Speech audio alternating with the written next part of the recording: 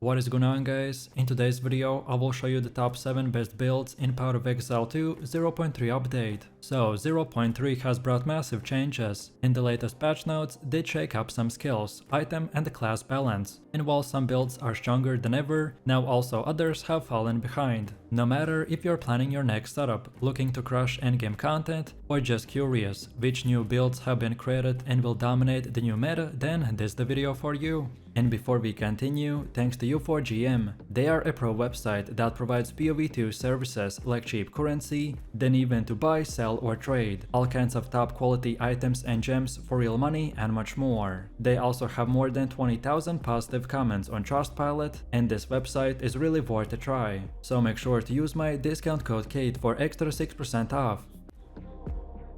So kicking things off at number 1, we got the Chaos Stormweaver build. This one is the perfect fantasy of a Chaos sorceress, so unpredictable, restless, and finally viable thanks to the buffs to push Chaos damage into the spotlight. Chaos has historically lagged behind the elemental archetypes, but in 0.3 it finally gets some respect. The scaling is stronger, the synergy with Infusion Remnants is clean, and for the first time we're seeing Chaos builds with real staying power. Stormweaver in particular thrives because it does not need elemental damage to generate or consume remnants. That means you can focus fully on Chaos scaling without feeling like you're missing a part of the system. The big headline here is the return of the mana stacking Stormweaver. In patch 0.1 and 0.2 this was a nightmare to build. Gear was rare and absolutely expensive, but now in 0.3 the mana gear is not only cheaper, but more widely available, so the barrier to entry is lower. You still need investment, so don't get me wrong, but it's no longer out of the reach for the average player. The downsides are still there. You're heavily gear dependent, crit scaling is tough because you're starting from such a low base, and you're not going to match the sheer projectile spam of the 3 elemental versions of the screen spreading clear of the Contagion Lich. And on top of that, the Witch might end up with a stronger Ascendancy path for the Chaos, which could make this sorcerer version like a side build. But the new Ascendancy buffs gave it enough juice to earn a spot on this list, with the Arcane Surge now offering more cast speed and the Chaos scaling backed directly into the mana nodes. This build feels finally viable instead of just starved.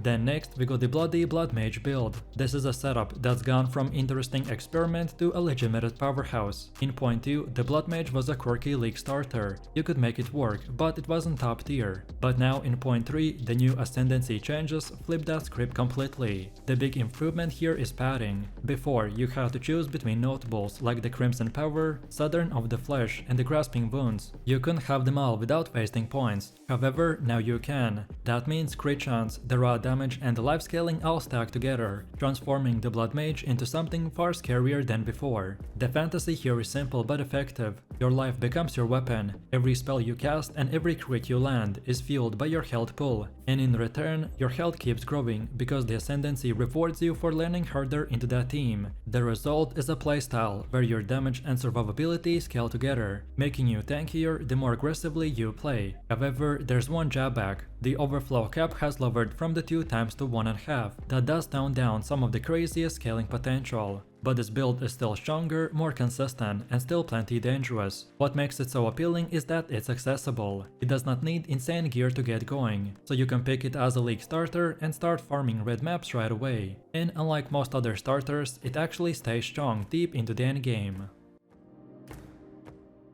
Coming in at number 3 is the Spark Stormweaver build. Now this one is a full Chaos DPS build, and I mean it in the best way possible. Spark has always been flooding the screen with bouncing projectiles, and with the new infusion system in the 0.3, it gets reimagined as a multi-elemental powerhouse. Instead of committing to just one element, the Spark can now embrace cold fire and the lightning simultaneously. Combine that with the elemental exposure curse, which lowers resistances for all elements at once, and you've got a storm of spikes, hitting enemies with 3 different damage types, while keeping them permanently debuffed. The playstyle is exactly what you'd hope for, so pure speed and pure chaos. Sparks will zip around the battlefield, bouncing from the enemy to enemy, while you sprint and reposition to stay ahead of the fight. The new sprint system also feels tailored made for the Spark build, letting you dart through the packs and keep your screen flooding projectiles active without ever breaking momentum. It doesn't have the single target punch of some other builds on the list, but for the sheer map clearing speed and the effects, the Spark Stormweaver is a blast.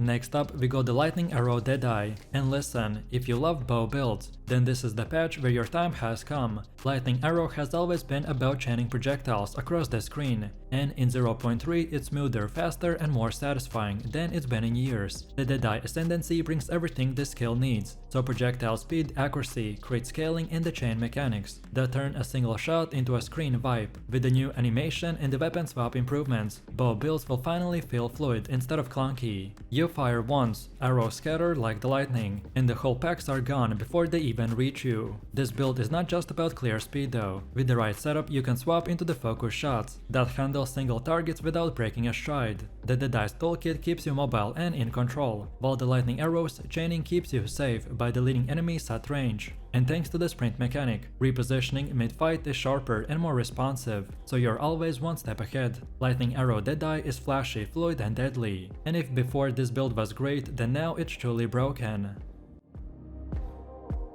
Next up we have called Invoker build, which has gotten a solid boost in the new update, especially with the new I am the Blizzard Ascendancy node, by giving you a 10% increased cold damage and the chilled ground effects. This makes the Ice Strike and the other cold skills more reliable for both clear and bossing. The main idea is to freeze or chill enemies while walking through the packs, by creating a slowing field that gives you control over the movement heavy fights. The build synergizes well with the new increased chill effect from the passive nodes, letting you manage dangerous maps more easily. Then gear focuses on spell damage, cold damage and the energy shield, with evasion for defenses, while Jevels add faster cast speed and the magnitude of the elements to increase the freeze chance. For bosses, combining the Ice Strike with the support gems that enhance multi-stage freezing will allow you to apply sustained crowd control, while keeping the damage very high. The Cold Invoker will thrive because it can deal reliable elemental damage while maintaining mobility, and the 0.3 changes make the freezing even more punishing for the enemies. Overall, this build is excellent for players who like kiting and controlling enemies, while dealing massive cold damage without needing to be in the melee range.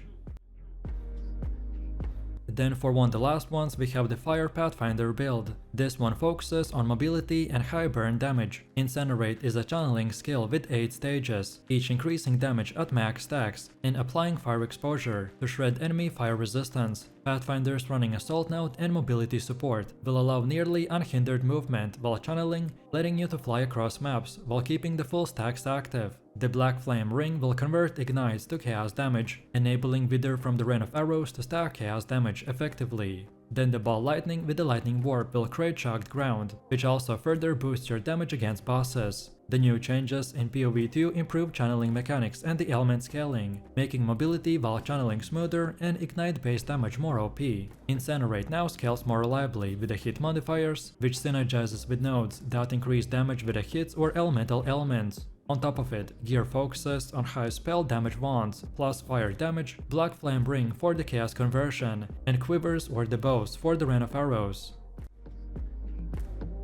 And now finally we've come to the last Totem warbringer build, which has been refined since the previous leaks. The build now reverts from the ancestral warrior totems to the shockwave totems, due to endurance charge requirements. Also, ascendancy buffs grant 5 totems and 5 spirits instead of 4, with instant spirit summons and the stronger minions. Defensive adjustments will include wooden wall damage absorption, block chance recalibration, and a 30% damage penalty from the block hits, balanced by the life regeneration via the Rise of the Phoenix. Shockwave totems will now scale from equipped weapons instead of the flat base stats, compensating for the gem nerfs and enhancing early game effectiveness with the dual maces. The jagged ground support no longer applies directly to the totems, but can be triggered via the skills for the high damage scenarios. Then the resolution technique now doubles accuracy rating, maintaining reliable hit chance and much more. The giant's blood will have the life granted from their strength, but will remain manageable. And lastly, the deepest ever items are disabled, but the build still remains strong without them.